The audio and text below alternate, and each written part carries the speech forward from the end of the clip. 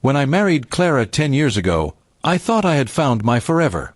We met in college. She was smart, confident, and had this charm that made people listen. Our relationship wasn't perfect, but it was real, or so I thought. Over the years, we built a life together. A small house, steady jobs, and a circle of friends who admired our bond. So when our 10th anniversary came, I decided to make it special.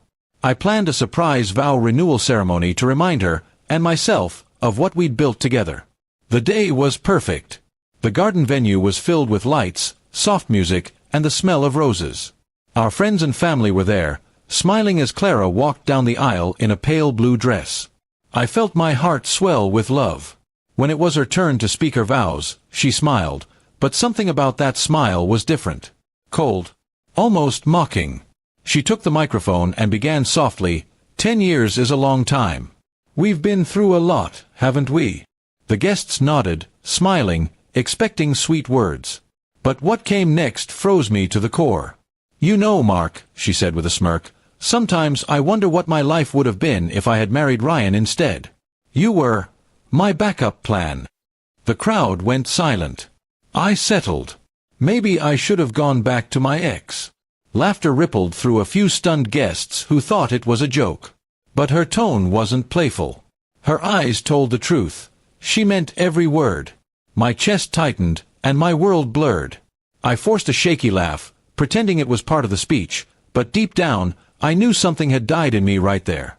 I finished my vows with trembling hands, trying to save face. After the ceremony, she brushed it off.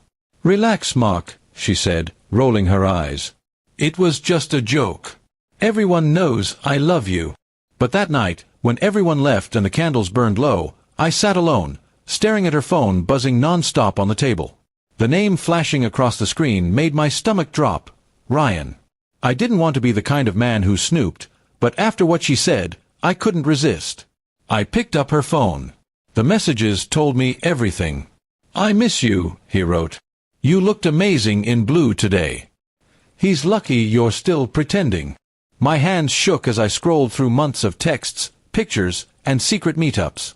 She wasn't just reminiscing about her ex. She was seeing him behind my back. The next morning, I didn't confront her. I acted normal. I made her breakfast, kissed her cheek, and even joked about last night. Inside, I was planning. My revenge wouldn't be loud or cruel. It would be quiet, clean, and final. I wanted her to feel the emptiness she'd given me.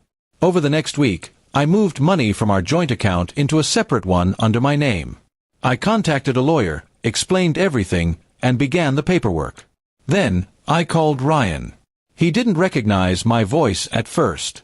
I introduced myself calmly. This is Mark, Clara's husband. I know everything. There was silence. Meet me, I said, or I'll make sure your girlfriend finds out about this. He agreed to meet at a cafe. When he arrived, he looked nervous. I showed him printed copies of the messages. You can have her, I said flatly.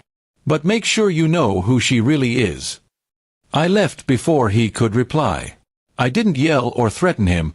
I wanted them both to think they'd won.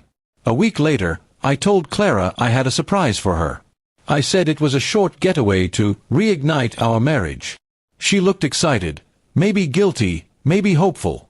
We packed, drove 2 hours to a lakeside resort, and checked into a beautiful cabin.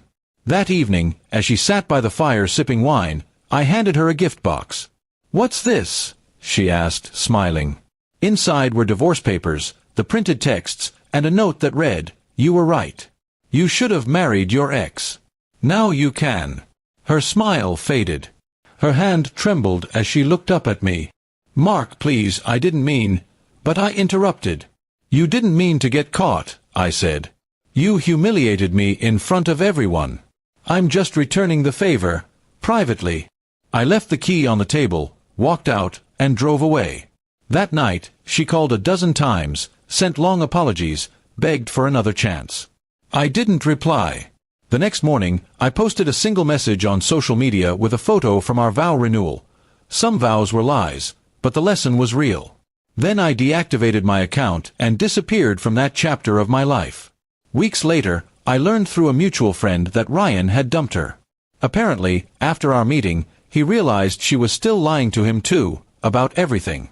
She lost her job not long after, her reputation tainted by rumors she'd started herself.